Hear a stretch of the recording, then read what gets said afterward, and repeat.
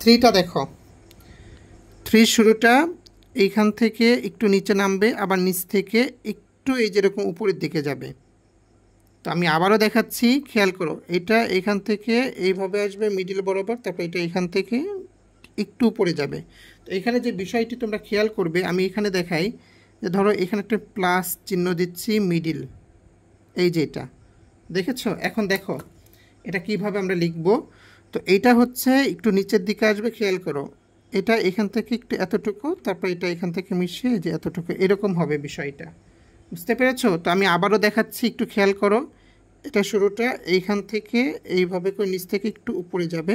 তো এইখানেও তোমরা যে বিষয়গুলো খেয়াল করবে যে দেখো এটা কিন্তু একই বরাবর হবে, একই মাপের হবে, আবার এটাও কিন্তু একই মাপের হবে। এই যে এটা কিন্তু মিডিল অংশে পড়েছে, খেয়াল করেছো, এটা মিডিল অংশে পড়েছে। তো এইভাবে করে লিখতে হবে।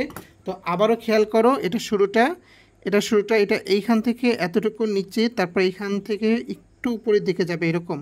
তো অনেক ক্ষেত্রে দেখা যায় যে আমরা এইভাবে করেও কিন্তু অনেকে লিখি, তাই না? আমরা অনেকে এইভাবে করেও লিখে থাকি। তোমরা বইয়ের যে ফরম্যাট সেটা হচ্ছে এইটা। লেখো দেখি কে কে ধরতে পারো।